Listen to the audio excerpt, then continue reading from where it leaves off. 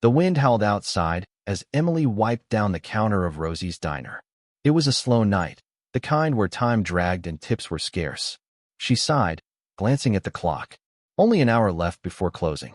Just as she reached for the coffee pot, the door creaked open. A man stepped in, his uniform tattered, his boots caked with mud. He carried the weight of 1,000 battles in his weary eyes. Emily had seen her fair share of struggling customers, but something about him made her pause. He hesitated at the entrance, almost as if reconsidering stepping inside.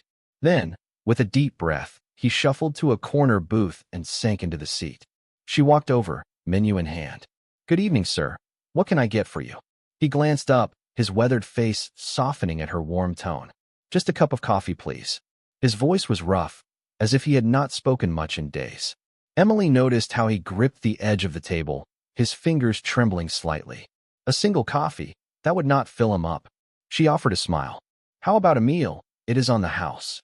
His eyes flickered with something, gratitude perhaps, or maybe pride holding him back. "I cannot accept that, miss. You served our country," she interrupted gently. "Let me serve you." The man exhaled, his resistance crumbling. He gave her a slow nod. "Thank you." Minutes later, she placed a steaming plate of food before him, eggs, bacon, and a generous stack of pancakes. He stared at it for a long moment before picking up his fork. The first bite seemed to hit him hard, his eyes closing as he savored the warmth of a real meal. As he ate, Emily watched discreetly. Something about him felt different. He was not just any struggling veteran. There was a quiet strength in the way he carried himself, even in his exhaustion. She wanted to ask about his story, but something told her he was not ready to share. When he finished, he reached into his pocket, pulling out a few crumpled bills. "I can pay for the coffee at least." Emily shook her head, pushing the money back toward him. "Consider it a thank you for your service." For a moment, he just looked at her, something unspoken passing between them. Then, with a small, almost reluctant nod, he slid the money back into his pocket. Usually people do not do things like this," he murmured. "They should," she replied simply. He stood up, adjusting his jacket. "You are a kind soul, miss, more than you know." With that, he turned and walked toward the door. As he pushed it open, the cold wind rushed in again, sending a shiver through the diner. He hesitated for just a second, then stepped outside, disappearing into the night. Emily stood there for a while, staring at the empty booth. Something about that encounter stayed with her, a feeling she could not quite shake. But she had no idea that by morning, her simple act of kindness would set off a chain of events beyond her imagination. The next morning, Emily arrived at Rosie's diner as the sun peeked over the horizon. She expected it to be like any other day, some regulars, a few truckers passing through, and the occasional new face. But as she pulled into the parking lot, her foot slammed the brakes. Her heart pounded in her chest. Right outside the diner, a convoy of military vehicles was lined up, stretching down the road. At the center of it all, two massive tanks sat parked right in front of the entrance. A few customers had gathered outside, their phones raised, capturing the surreal scene. Emily's pulse raced as she slowly stepped out of her car, her breath visible in the crisp morning air. Soldiers in uniform stood around, some speaking into radios, others scanning the area as if they were securing the perimeter. What was going on? She pushed through the small crowd, her apron still clutched in her hand. Before she could ask anyone, a soldier approached her. His uniform was crisp, his boots polished, but his expression was unreadable. "Are you Emily Carter?" His voice was firm, but there was no hostility in it. Emily swallowed hard. "Yes, that is me." The soldier nodded, then stepped aside. That was when she saw him, the same man from last night, the quiet, weary veteran she had fed. But he was different now. His tattered clothes were gone, replaced by a clean, decorated uniform. Medals gleamed on his chest, and behind him stood a group of high-ranking military officials. Emily's mind spun. The man she had thought was just another struggling veteran was clearly someone important. The man stepped forward, his gaze steady. "Good morning, Miss Carter," he said, his voice carrying a quiet authority. "I believe we owe you a thank you." Emily blinked. "A thank you?" He nodded, his lips curving into a small smile. "You did not know who I was last night, did you?" She shook her head, still too stunned to speak. "My name is General James Holloway," he said, and a gasp rippled through the onlookers. commander of the United States Army Special Operations Division. Emily felt like the ground had vanished beneath her.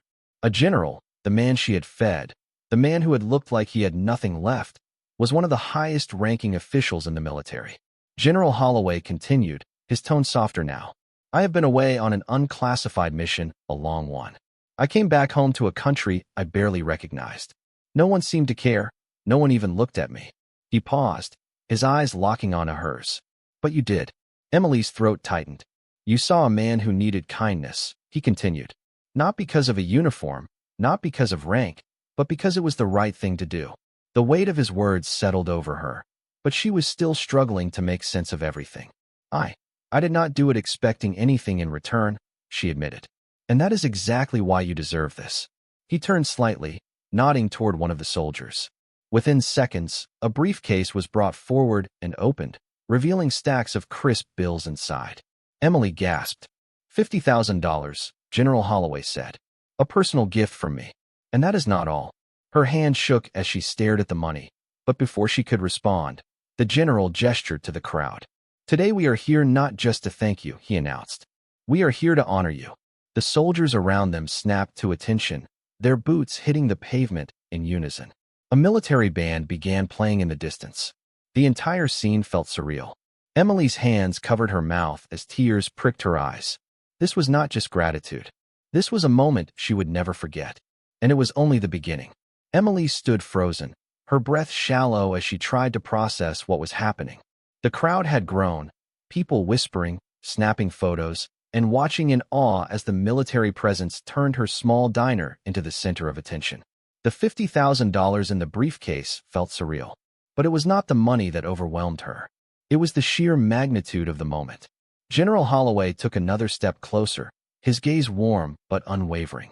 You reminded me that kindness still exists, he said, and for that, I intend to return the favor. Before Emily could respond, one of the high-ranking officers handed the general a folder. He opened it, pulled out a certificate embossed with the official seal of the United States Army, and held it up for the crowd to see. This is a certificate of honor, personally signed by top military officials, General Holloway announced. We award this to those who go above and beyond in their service to the country.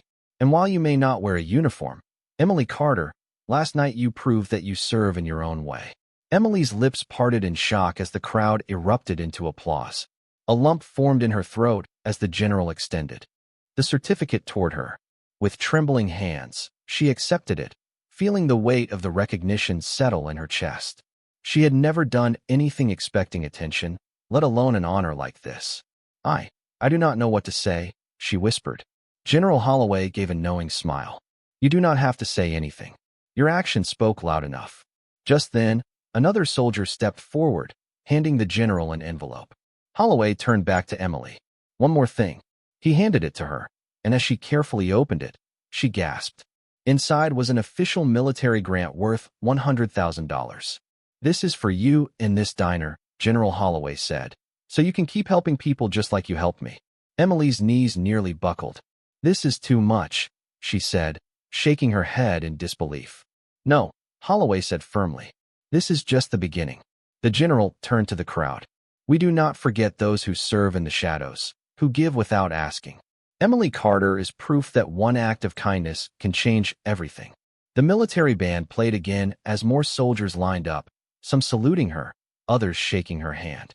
Tears slipped down Emily's face as she clutched the envelope, the certificate, and the overwhelming realization of how her life had changed in a matter of hours.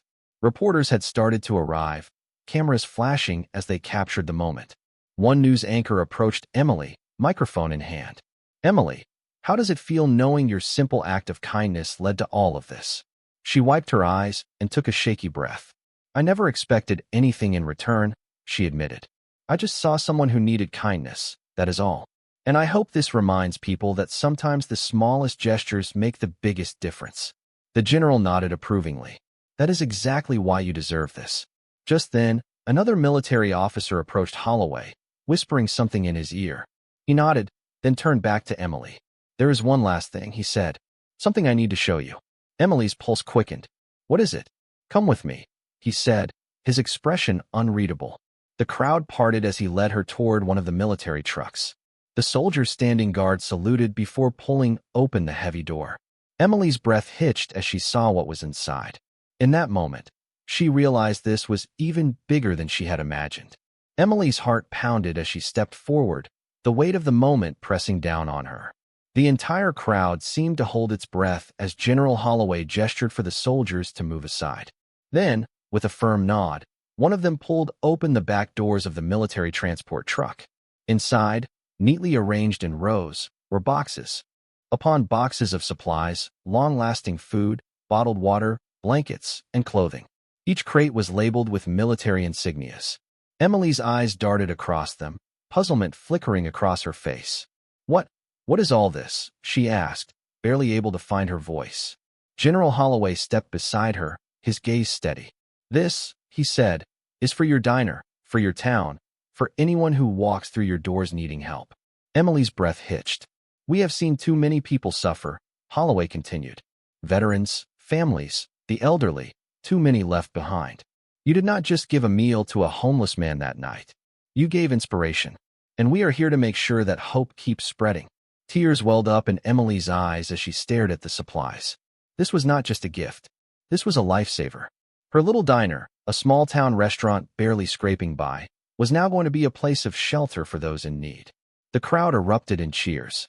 But before she could even process what was happening, Holloway spoke again. "And one more thing." Emily turned to face him, still overwhelmed. "There is more?" she asked in disbelief. Holloway smiled. "Yes, because kindness like yours deserves more than just a thank you." He motioned toward another soldier, who stepped forward holding a set of keys.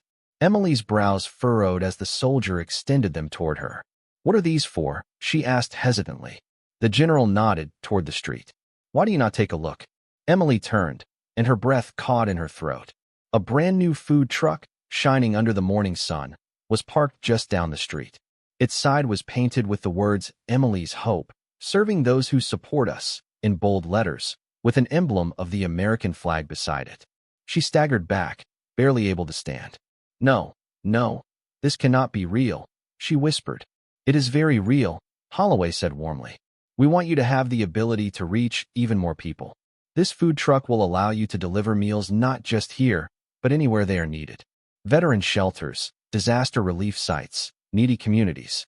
Emily broke down, covering her face as sobs shook her shoulders. Never in her wildest dreams had she imagined anything like this.